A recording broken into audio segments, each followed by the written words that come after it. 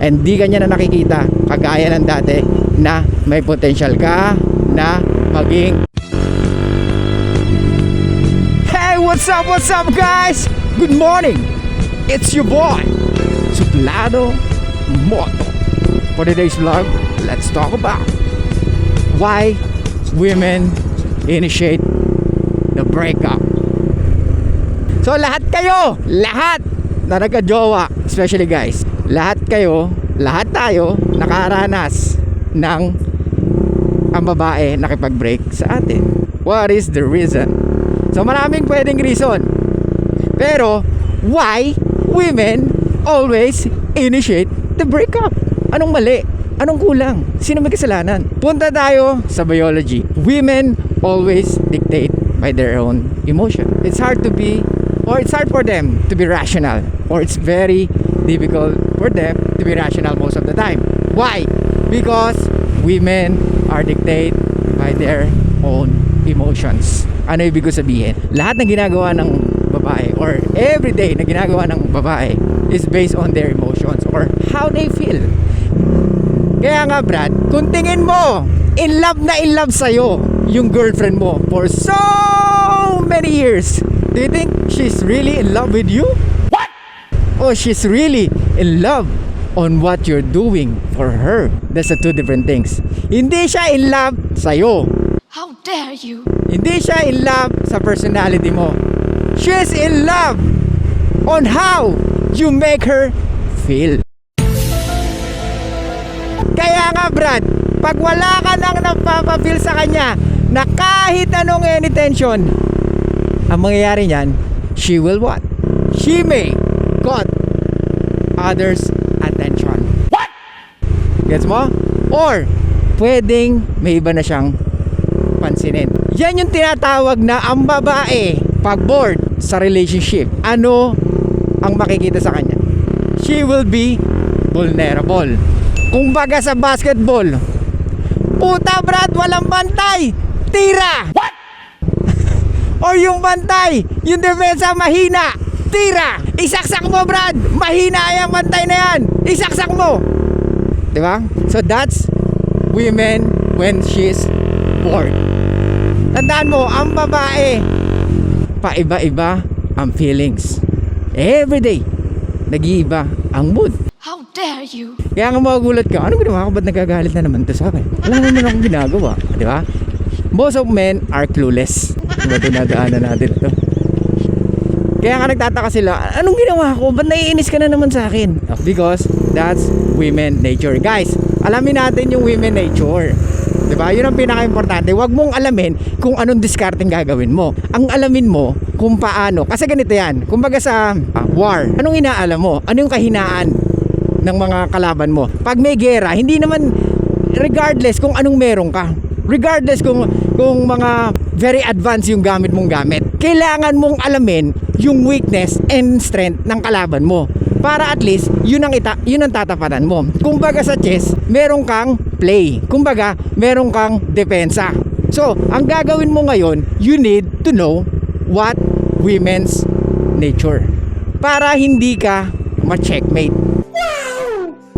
Pero, most of the time, we are also driven by our emotions. Especially when we are in love. Kaya nga guys, ang sinasabi ko sa inyo, it's okay to love your girlfriend, walang problema, pero don't be ever too deep in love with her. Ibig sabihin ko is, wag mo siyang agawan ng pwesto, dapat kanya yun. Kaya nga yung mga nagsasabi na dapat daw lalaki ang mas in love sa babae, wag kayong maniniwala doon. Basta wag kayong maniniwala. Wala, yung mga ganyan tao, baka first time nagka-girlfriend yan, or maybe second time, paulit-ulit niyang ginagawa, kaya until now he doesn't know how to manage his relationship. It's okay to be in love with your girlfriend, but never be to fall in love with her. How dare you? Kasi mawawala yung rational mo. Maapektuhan yung decision making mo.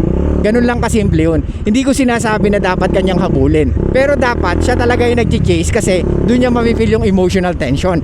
Meron siyang napifeel na emotional stimulation. Kasi pag wala yun at ikaw ang gumagawa nun, ang lagi niya nakikita sa sarili niya, ano ba tong lalaki na to? Masyado naman to in love sa akin, nakakainis naman. What? Di ba? Mga ganun ng babae. Tandaan nyo guys, iba ang logic ng babae kumpara sa ating mga lalaki. Okay? Kaya women always initiate the breakup kasi hindi natin alam kung saan sila nanggagaling. Most of us, most of men, walang nagtuturo sa atin habang lumalaki tayo na dapat anak, ganito gagawin mo sa kababaihan. Ganito sila mag-respond. Yung sinasabi nila na gusto nila ng Mr. Nice Guy, gusto nila ng may takot sa Diyos, gusto nila ng Christian, huwag kang maniniwala doon basta-basta. How dare you? Women will say almost believable. Kumbaga maniniwala ka sa lahat ng sinasabi nila, almost. Pero kung hindi mo alam ang women nature, yari ka. Maniniwala ka na talaga. So dapat, kung alam mo ang women nature, hindi ka maniniwala because women will respond or always respond into different things. They want a nice guy, no it's not. How dare you? They only want a nice guy when they are already in a relationship. Yung pagbibigay ng flowers, tingin mo cute yan? Dati yes, oo, siguro mga 1950s. Pero ngayon, pag binigyan mo ng flowers, it's so creepy for them. O yung iba naman, talagang, well, gusto talaga ng flowers. Maybe they for just experience. Pero it doesn't mean talagang niro-romanticize nila yun. Gusto lang nilang ma-feel, binigbigay sa akin ng flowers finally. Pero Brad, huwag kang mag-focus doon. Mag-focus ka sa nature ng kababaihan. Okay? Ulitin ko, focus on women's nature. So, women initiate the breakup pag hindi ka na the best. Pag vulnerable siya, kasi ibig sabihin, hindi niya na nafe-feel yung dating nafe-feel niya sa'yo. Kaya nga sabi ko sa'yo, she's not in love with you. Okay? She's in love on how you make her feel. Gets? Kaya nga, women respond on her emotions or she's always dictated by her own emotions. Kaya nga nakikipag-break na ang babae pag hindi na kagaya ng dati. Gets mo? Pag masyado ka na nagpasakop sa kanya. Kung ano-ano sasabihin yan, pero isa lang ang punot dulo niyan. Hindi mo siya na-frame, hindi mo siya na-lead, hindi mo siya na-guide. And it's your fault. Okay? Ulitin ko. Women always initiate the breakup. Not because you are not good enough for yourself, but for her. Okay? Nakikita niya na okay, there's no potential at all. Or meron siyang nai-entertain na or meron siyang nakita na the best guy. What? Women always initiate the breakup because you are not the best option so far. Kaya nga hindi ako naniniwala sa talking stage.